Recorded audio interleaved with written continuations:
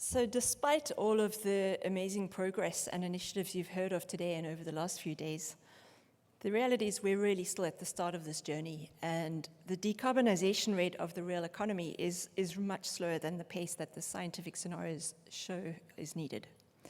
So as the UN Secretary General Antonio Guterres said, 2023 really must be a year of game-changing climate action.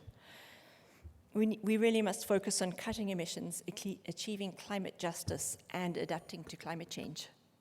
Now, what you can actually do, so many of the actions you can take, you've heard about over the last few days, so I'll just highlight some of them. First of all, financial institutions can accelerate the transition by providing capital to scale climate solutions and nature-based solutions.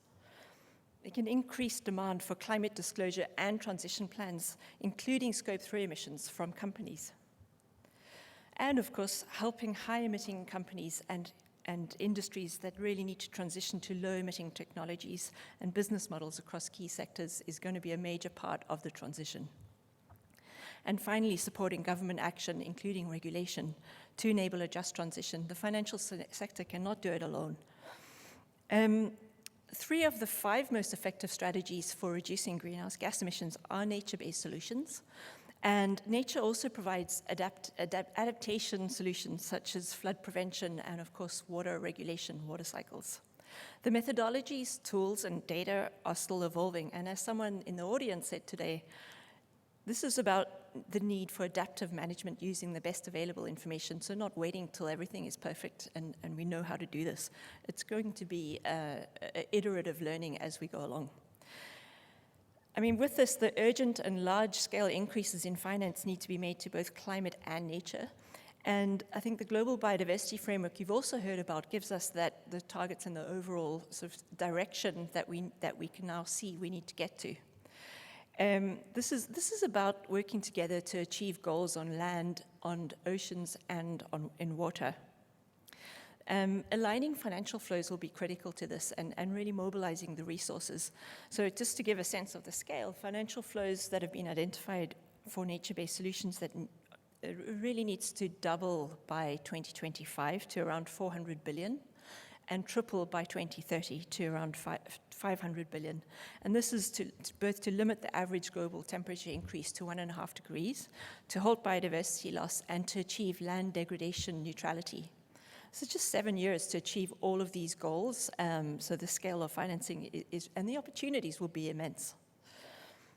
Now, under the principles for sustainable insurance, we're developing a white paper to help the industry understand what are the implications of the biodiversity framework for insurers, and also what actions insurers can take to support its goals. We've also heard about the coalition of banks that UNEP is establishing, which will be working to co-develop science-based targets or science-based guidance to set biodiversity targets. We've been working towards this for several years, and this year is the year we're planning to actually release some guidance together with the industry.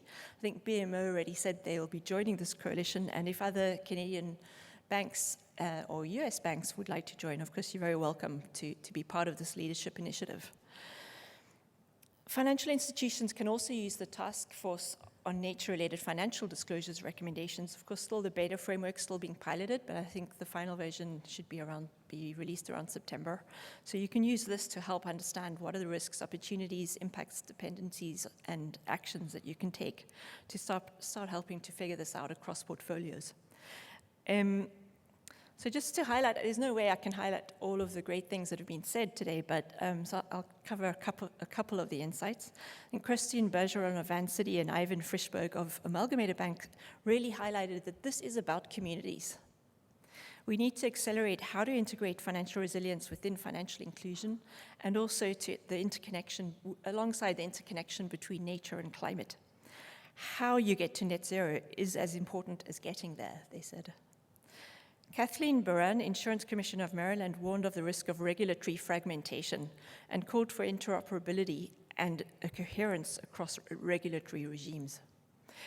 John Stackhouse of RBC emphasized the importance of transparency and accountability in the industry, which are really central to ensuring the integrity and credibility of the financial sector on sustainability.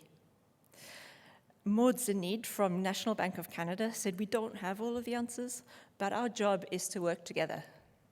Climate change and biodiversity loss are collective challenges, and they will require a collective response." As Brené Brown, the researcher storyteller, said, though she's not here today, "It's not fear that gets in the way of daring leadership, it's armor. When things get tough, do we lean in and get curious? Or do we self-protect in ways that move us away from what's in the interests of society?" I hope that the Globe Exchange event and also UNEP-FI's regional roundtable for North America have inspired your curiosity, and that you will lean into the challenge to work together towards a net zero and nature-positive economy that is also for society. Thank you so much for all of you joining today.